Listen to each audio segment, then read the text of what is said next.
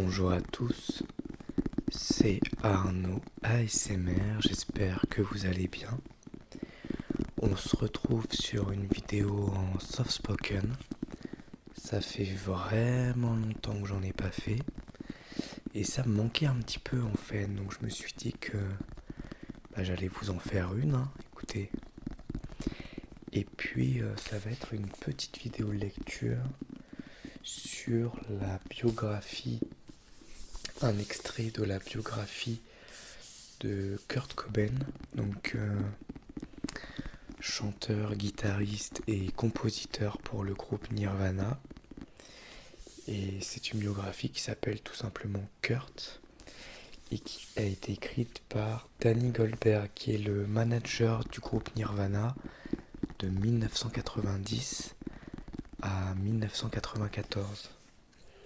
Et je vais vous lire un des premiers chapitres qui s'appelle Punk Rock niveau débutant. C'est parti.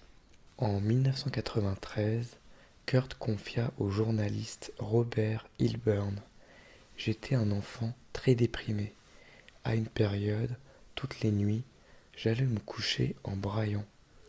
J'essayais de faire exploser ma tête en arrêtant de respirer. Je me disais que si je la faisais sauter, il serait désolé. À une époque, je croyais que je n'atteindrais jamais 21 ans. Azrad, dans Nirvana, l'ultime biographie, explique que Kurt avait l'impression d'être un enfant alien trouvé. Kurt déclare: j'imaginais que j'avais peut-être été adopté. Je savais qu'il y avait des milliers d'autres bébés aliens comme moi qu'on avait déposés sur Terre et que j'en rencontrerais sûrement quelques-uns.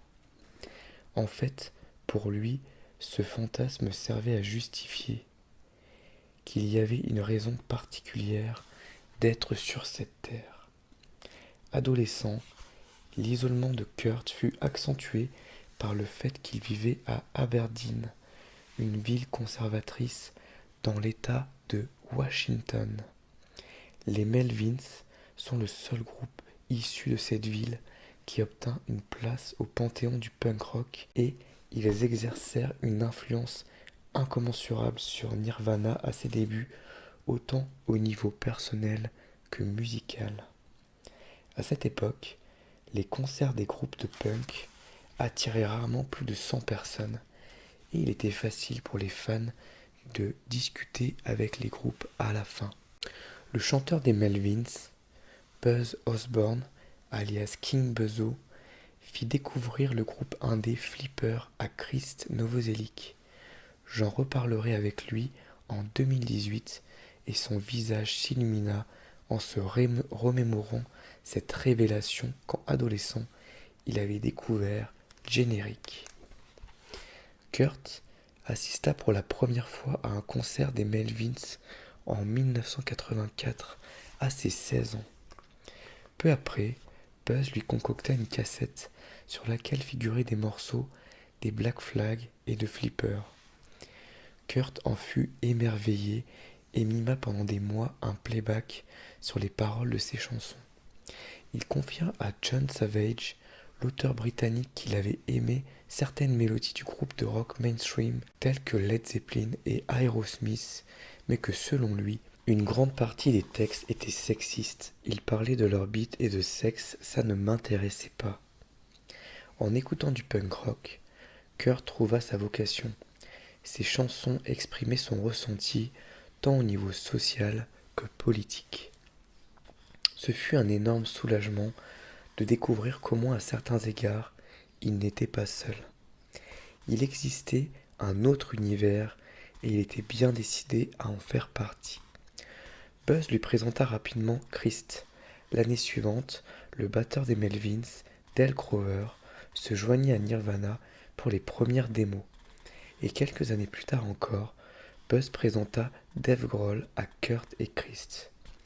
Les fans de punk rock sont passionnés par la musique qu'ils écoutent, et parmi les aficionados, il y a des querelles de chapelle pour juger les mérites de différents groupes, voire définir l'essence du punk. Je ne suis toujours pas qualifié pour y prendre part. Ce qui va suivre se veut un simple récit de la manière maladroite dont, en tant qu'intrus d'une autre génération, j'assimilais une partie de ce qui inspira Kurt pendant son adolescence. L'idéologie punk des années 70 à New York et celle associée aux Sex Pistols à Londres n'intéressaient pas beaucoup Kurt. Christ et lui furent galvanisés à l'époque du lycée par un renouveau du punk, le post-punk et autres rock indé qui fleurit aux États-Unis dans les années 80. Bien que le succès commercial de ce mouvement restât limité, il devint une religion pour ses fans. Les artistes qui le constituaient avaient été largement ignorés par l'industrie de la musique mainstream. Entre 80 et 81, quelques années avant que Buzz offre à Kurt la fameuse cassette, Flipper, R.E.M. et Husker Du sortirent leur premier single. Les premiers 45 tours Mission of Burma et Minor Street arrivèrent dans les bacs. Les Minutemen, les Dead Kennedys et les Replacements sortirent leurs premiers albums. Henry Rollins rejoignit les Black Flag et Sonic Youth et les Butthole Surfers se formèrent. Les albums de ces groupes figuraient sur la liste du top 50 que Kurt rédigeait régulièrement dans son journal pour tenter de dessiner les contours des sources d'inspiration de Nirvana. À de nombreuses reprises, je l'entendis citer ces artistes avec tant d'admiration dans la voix qu'on aurait cru un catéchisme.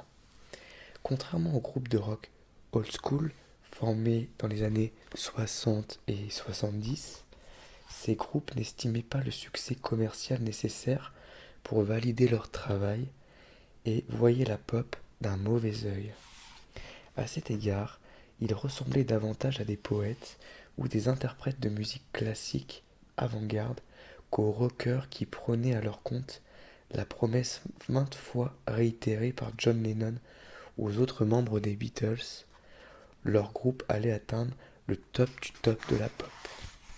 Les Black Flag furent le premier groupe de ce genre que Kurt rencontra en personne, et comme la plupart de leurs contemporains, les musiciens jouaient vite et fort. Greg Ginn, le guitariste et chanteur, monta SST Records pour sortir les disques du groupe, puis au cours des années 80, SST devint le label de dizaines d'artistes que Kurt adorait. Ray Farrell travailla à SST pendant des années, puis fut embauché par Geffen Records un an avant que Nirvana ne signe sur ce label. Lors de leur première rencontre, Kurt déclara avec mélancolie à Farrell « J'aurais tué pour être sur SST ». Les groupes sous contrat avec SST ne pouvaient pas se produire dans des salles fréquentées par un public de rock mainstream parce qu'ils n'avaient pas de visibilité dans les médias qui le promouvaient et qui influençaient les acheteurs de talent. Ainsi, SST et les autres labels indépendants tels qu'Alternative Tentacle des Dead Kennedys devaient trouver d'autres lieux, dont les salles des vétérans de l'armée américaine où l'on n'avait jamais donné de concert auparavant. De jeunes tourneurs apparurent et créèrent un circuit alternatif qui s'intéressait à la sous-culture dont fera plus tard partie Nirvana. Chris se souvint avec tendresse des premières tournées du groupe. On n'avait rien d'autre à faire. On avait un van, on prenait l'autoroute, on allait en Floride, au Canada, on était super contents. On touchait juste quelques centaines de dollars par soirée, mais ça représentait beaucoup d'argent.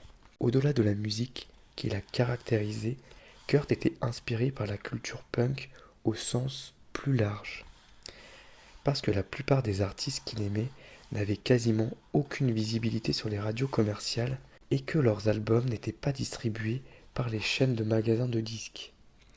Il fallait en général les chercher chez des petits disquaires indépendants qui devinrent comme un second foyer pour de nombreux fans de punk rock. Ces disquaires publiaient par ailleurs, avec les moyens du bord, des fanzines au style et aux visuels originaux et soutenaient les valeurs anti-establishment. Parmi les plus influents, on peut citer Flipside, créé en 77, et Maximum Rock'n'Roll, créé en 82.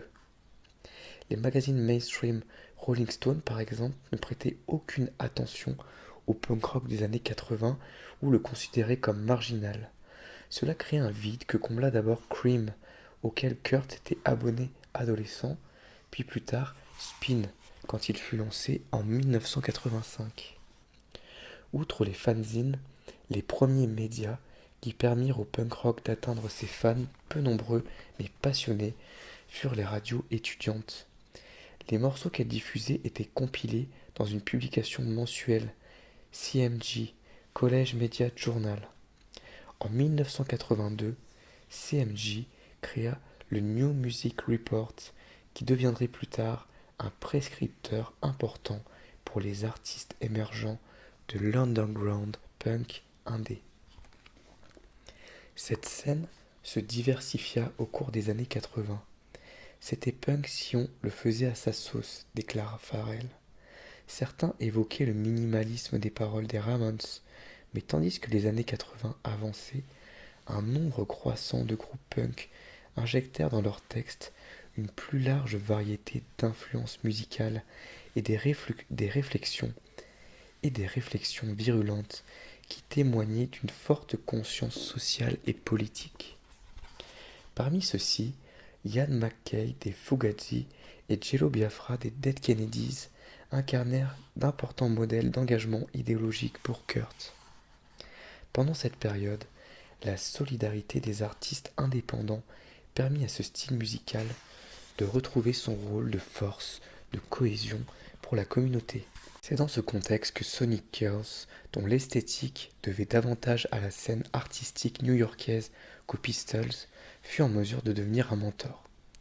Cette communauté, issue de différents horizons du punk, partageait avec Kurt des valeurs qu'il introduirait plus tard dans sa culture rock mainstream, créer une musique personnelle, soutenir les autres artistes de la communauté et maintenir des rapports d'égal à égal avec les fans.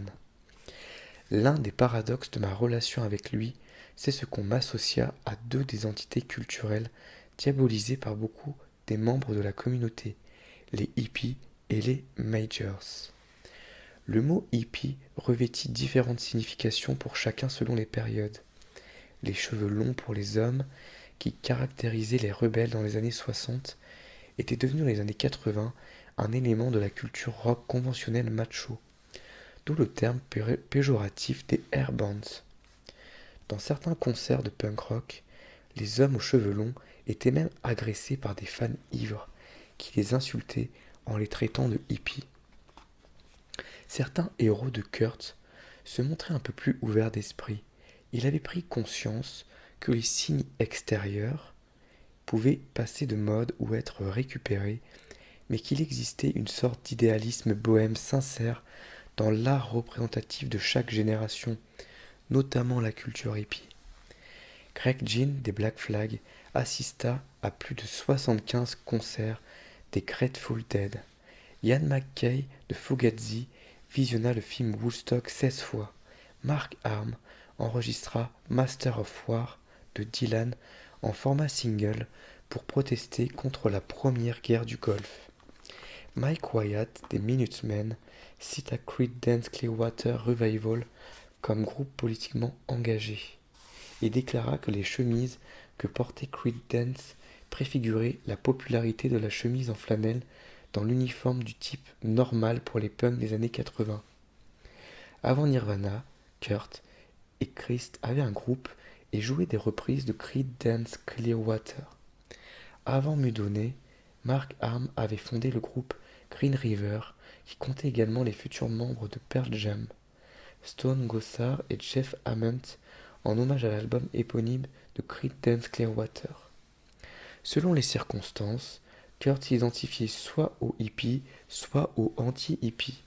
Peu de temps avant la sortie de Nevermind, John Rosenfelder, un jeune responsable de promo que nous appelions tous Rosie, lui annonça que parmi les types défoncés et imbibés de rock psychédélique qui animaient les radios étudiantes, certains avaient réservé un accueil enthousiaste à Smell Like Teen Spirit. Kurt lui répliqua d'un ton narquois.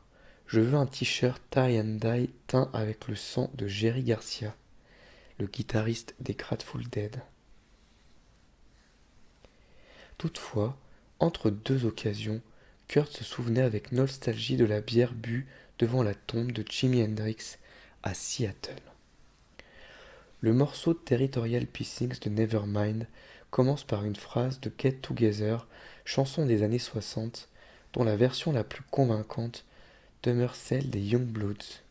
D'une voix déformée qui semble tourner en dérision les paroles utopiques de l'hymne hippie, Chris chante le refrain Come on people now, smile on your brother, everybody get together, try to love one another right now. Venez tous, souriez à vos frères, venez tous ensemble, essayez de vous aimer maintenant. De nombreux critiques de rock virent dans cette intro le signe que Nirvana tournait en dérision la période Peace and Love. Cependant, Chris m'apprit qu'il n'avait pas eu l'intention de contester les idéaux exprimés dans cette chanson, mais de commenter, au contraire, avec amertume, l'abandon de ces idéaux avec l'âge et la réussite par la majorité des baby-boomers. C'est dans une interview pour le quotidien brésilien O Globo que Kurt fournit l'explication la plus complète au sujet de Get Together. La chanson parle de gens qui se ressemblent, sont pacifiques et essaient de créer quelque chose de nouveau. Le contraste parfait avec les machos que j'évoque dans Territorial Pissings. On ne voulait pas offenser le mec qui l'a composé. Être positif et provoquer un changement dans la société, ce sont des idées que les médias se sont appropriées pour les tourner en ridicule. Ils en ont fait une caricature. Le rituel de Kurt, cassant sa guitare sur scène, ne recèle aucune ambiguïté. Ce geste deviendrait caractéristique de nombreux concerts de Nirvana à ses débuts. Il imitait ouvertement Pete Townshend des Who, qui avait lancé la pratique sur scène en 1964, quand le groupe avait fini d'interpréter son hymne des années 60, My Generation. Le batteur Keith Moon enchaînait souvent dans la même veine en s'écroulant sur sa batterie, ce que Dave Grohl copia joyeusement à la fin de nombreux concerts. Casser les instruments les inscrivait parfaitement dans l'idéologie anarchiste du punk rock. En revanche, l'obsession de Kurt pour les Beatles était bien plus insolite dans la sous-culture d'où avait émergé Nirvana. Comme me le rappela Thurston Moore, les membres de Nirvana évoquaient souvent par euphémisme le mot en B, comme si écouter les Fab Four demeurait encore un plaisir coupable. Quand il s'agissait de l'attitude à adopter face à un public nombreux, dans le punk rock, la plupart des musiciens rappelaient davantage les poètes ou les interprètes de musique classique d'avant-garde que les rockers mainstream. Les signaux contradictoires qu'envoyait Nirvana concernant la contre-culture des années 60, une des nombreuses prises de position équivoques et ingénieuses de Kurt, conduisirent l'auteur britannique John Savage à affirmer que le nom même du groupe représentait un commentaire sarcastique des sermons hippies. Bien que Kurt ait invariablement répété qu'il respectait l'origine spirituelle du terme. Lorsque Nirvana figura parmi les têtes d'affiche du Reading Festival, on vit apparaître de nombreux t-shirts Fuck Woodstock. Toutefois, Kurt et Chris m'avouèrent admirer les radicaux des 60 de la trempe d'Abby Hoffman ou Timothy Leary et regretter l'absence de tels leaders dans la contre-culture de leur génération. En outre, alors que les membres de nombreux groupes de punk rock se rasaient la tête ou portaient des crêtes, Chris, Kurt et Dave portaient les cheveux longs, ce qui n'aurait pas détonné à Woodstock. Pour Noël 91, j'offris à Kurt et Courtney un fac-similé relié de l'intégralité du San Francisco Oracle, le journal hippie par excellence qui comptait 18 mois d'existence.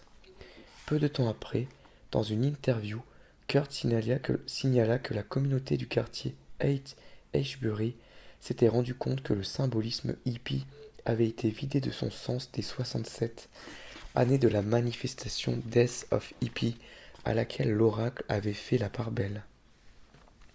À mes yeux de baby-boomer, la rébellion punk ressemblait souvent à une simple répétition de la crise de l'adolescence popularisée dans les années 50 par le film L'équipé sauvage. On demande au héros Johnny Strabler, interprété par Marlon Brando, contre quoi il se rebelle, et le motard, vêtu de cuir, répond d'un ton maussade. Ça dépend, vous proposez quoi? De la même manière, pour une cohorte de fans du punk, tout tournait autour d'une colère sans motif précis, de la solidarité tribale avec les autres membres de la communauté et d'un amour partagé pour la musique. Cependant, de nombreux courants du punk qui inspirèrent Kurt possèdent aussi un sous-entendu politique particulier. En 1980, des décennies avant que Donald Trump n'émerge en tant que porte-parole de l'homme blanc en colère, les Black Flag anticipèrent sa crainte avec le titre White Minority. We are gonna be a white minority, we are gonna feel inferiority. Nous allons devenir la minorité blanche, nous allons nous sentir inférieurs. L'adolescence de Kurt coïncida avec la présidence de Ronald Reagan, de 80 à 89, qui catalysa la colère inhérente à la culture punk de l'époque. De la même façon que le mouvement pacifiste avait influencé la contre-culture des années 60 et que l'opposition au conservatisme de Margaret Thatcher avait motivé les Clash et d'autres groupes du mouvement punk britannique. Pour les jeunes attirés par le punk rock, le style rustique de Reagan illustrait parfaitement l'hypocrisie du Hollywood rétro. La première dame Nancy Reagan lança une campagne anti-drogue simpliste, dite non à la drogue, pièce maîtresse de sa conception de l'identité nationale qui aggrava la lutte anti-drogue.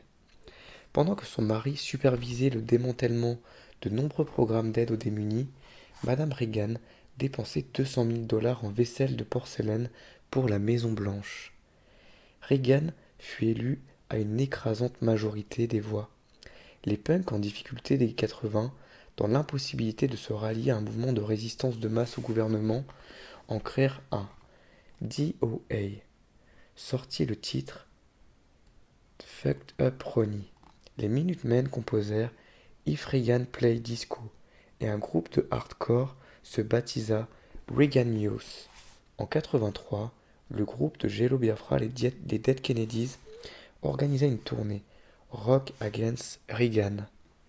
2 ans plus tard, Thurston conçut l'album de Sonic Youth, Bad Moon Rising, comme le refus de Reagan et de son sourire de façade lors de sa campagne de réélection, Morning in America. En 91, après la sortie de Nevermind, Kurt dirait « Les années Reagan nous ont vraiment renvoyés là où l'adolescent moyen se sent perdu, où il n'y a pas beaucoup d'espoir. » Le vice-président et successeur de Reagan, George H.W. Bush, fut à l'origine de la guerre du Golfe qui, pour de nombreux punks, consistait à défendre les intérêts des compagnies pétrolières. Kurt et Christ se sentirent isolés à l'époque où 90% de la population approuvait la guerre et où flottaient partout des rubans jaunes, symbole ostensible du soutien aux troupes que des faucons arrachaient souvent comme une métaphore de l'adhésion à la guerre elle-même. L'élément qui fédéra le plus de gens dans le milieu de la musique, moi y compris, fut l'opposition à la femme du sénateur de l'époque, Al Gore, Tipper, et à d'autres épouses de Washington qui se mobilisèrent pour interdire la vente aux mineurs d'albums contenant des textes obscènes. Beaucoup d'artistes qu'aimait Nirvana se retrouvèrent en ligne de mire. L'album des Dead Kennedys, Frankenchrist, comprenait une affiche reproduisant le tableau de l'artiste surréaliste suisse H.R. Giger, Penis Landscape. L'affiche et le disque firent l'objet d'une poursuite pour obscénité par le procureur de Los Angeles et furent défendus avec succès par le comité affilié de l'ACLU de Californie du Sud que je présidais, Ligue américaine des droits des citoyens. Dans la mouvance post-punk, certains firent l'amalgame entre l'existence des maisons de disques non indépendantes et la politique conservatrice. Je questionnais Michael Azrard sur l'importance de Reagan dans le mouvement punk des 80. Il répondit sans hésiter. C'était le président des Majors. Avant la mort de Kurt, je travaillais en entreprise et comme la plupart de mes confrères, j'avais la politique de Reagan en horreur. Mais je savais qu'Azrard faisait écho du fan de punk typique de l'époque et sa formulation me rappela la corde raide sur laquelle Kurt avait marché. Dans une interview pour le magazine français Best, au cours de l'année qui suivit la sortie de Nevermind, Kurt déclara « J'avais tendance à penser en termes de nous contre eux.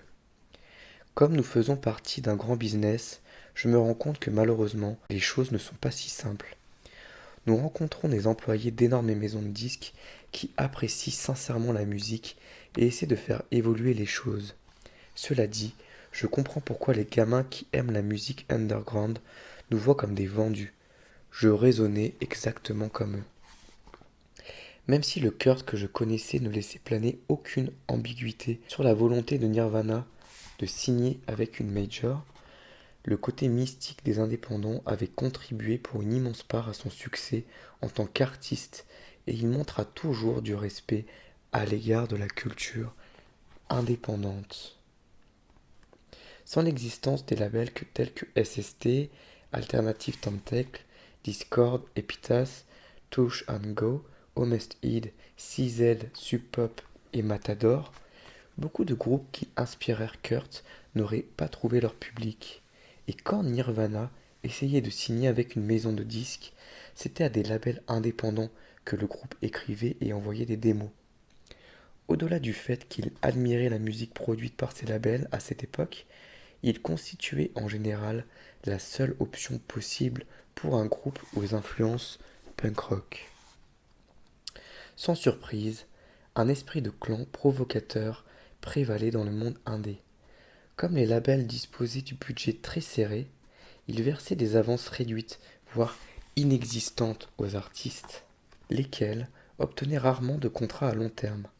Ainsi, les majors, en plus de leur orthodoxie culturelle, représentaient une menace pour les indépendants, car une fois que les plus petits labels avaient eu le flair de les faire connaître, elles fondaient sur leurs artistes les plus prometteurs comme des prédateurs. Je comprenais que pour beaucoup de jeunes attachés aux maisons indépendantes, la seule manière de percer dans l'industrie de la musique constituait à délégitimer les générations précédentes. Les tendances musicales sont créées par les adolescents. Une génération en musique dure environ 4 ans. Le temps de la scolarité au lycée. Il y a toujours des opportunités pour les jeunes de 20 ans intelligents et ambitieux qui savent affirmer avec conviction que leurs aînés ne comprennent rien. Ce principe m'avait permis en tant que hippie aux cheveux longs de me démarquer de mes aînés rigides pour me faufiler dans l'industrie de la musique à la fin des années 60. Néanmoins, chaque artiste a ses propres objectifs et le fondamentalisme indé ne convenait pas à tout le monde. Au moment de ma rencontre avec Kurt, il en était déjà arrivé à la conclusion que même si, pour partie, la fierté des indépendants était légitime, certaines attitudes étaient inspirées par un snobisme inversé, parfois pénible.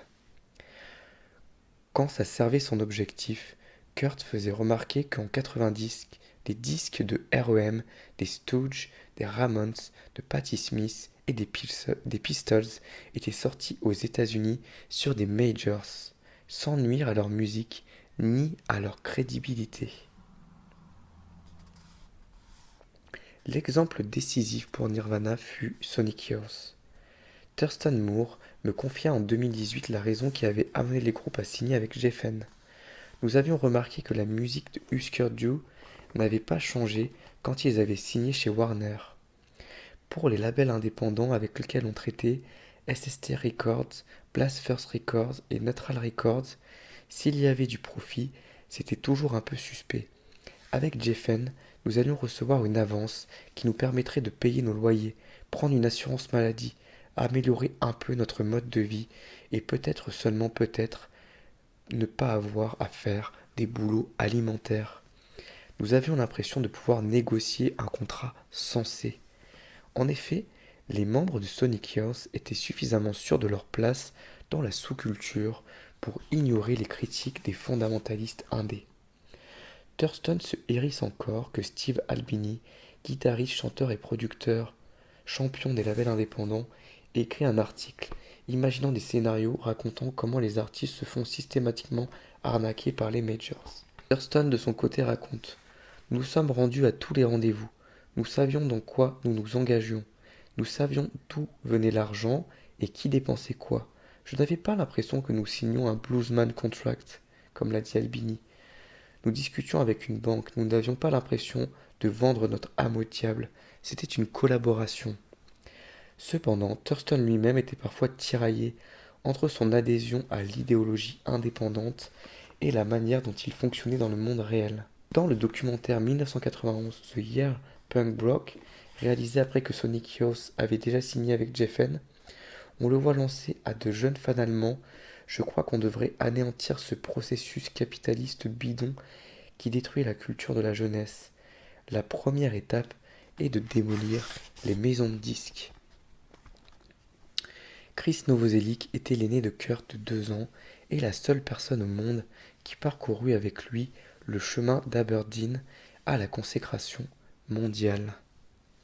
Plus grand que Kurt de presque 20 cm, avec son 1,90 m, Chris me paraissait être le grand frère que Kurt n'avait pas eu. La rivalité des fratries en moins. Au cours de nos entretiens, il répéta souvent d'une voix rêveuse: Ça fait toujours de bien de parler de Kurt. Aujourd'hui quinquagénaire, dégarni et grisonnant, il conserve une innocence et un regard idéaliste presque enfantin sur la musique et la politique. Il est aussi très positif et protecteur. Certaines personnes pensaient que Kurt était fainéant parce qu'il ne voulait pas aller nettoyer les toilettes comme un concierge.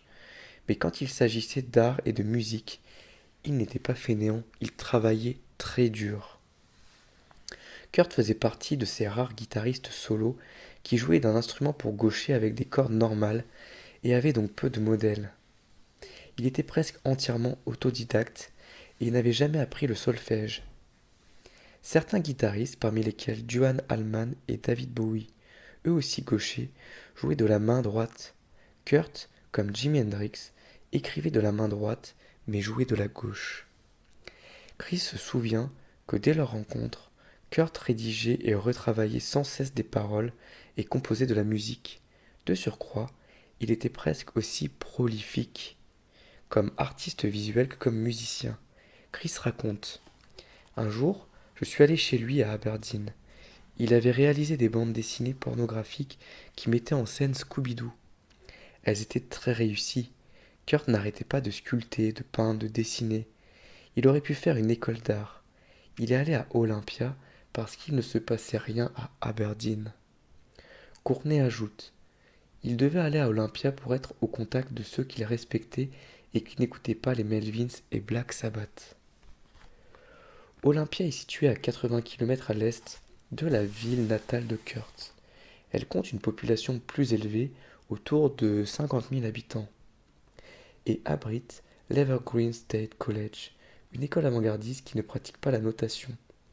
La dessinatrice de bande dessinée underground, Linda Barry, et le créateur des Simpsons, Matt Groening, y étudièrent, puis plus tard, Toby Vale, Kathleen Hanna, du groupe Bikini Kill, Carrie Brownstein, etc., etc. Olympia occupa une position centrale sur la scène punk des années 80 grâce au concours de la station de radio d'Evergreen, Chaos, dont la politique voulait que 80% de la musique diffusée soit produite par des labels indépendants.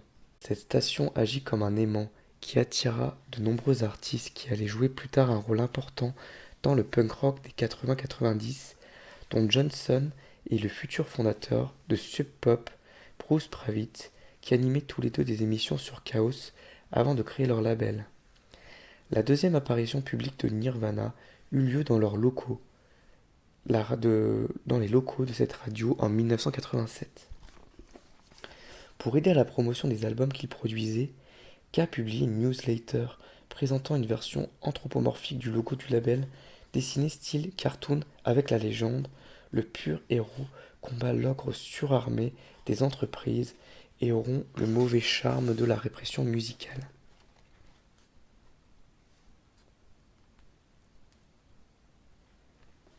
Je vais arrêter là parce que ça commence à faire long et le chapitre est vraiment très long.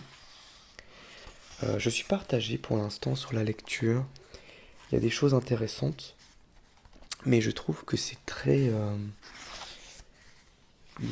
listé. C'est-à-dire que le gars, on voit qu'il travaille dans l'industrie musicale et il parle finalement assez peu de Nirvana et de Kurt Cobain. Il parle beaucoup, ici en tout cas, des influences et de l'état de la musique, et notamment la musique punk à l'époque, donc c'est très intéressant. Mais j'ai du mal avec le fait qu'il fait des listes de groupes et de morceaux, et je trouve ça assez pas évident à lire finalement, cet aspect-là. Après, il y a des choses quand même intéressantes au milieu. Et les morceaux d'interview aussi, c'est sympa. Donc je vais continuer la lecture tout seul. Mais je suis quand même un petit peu partagé.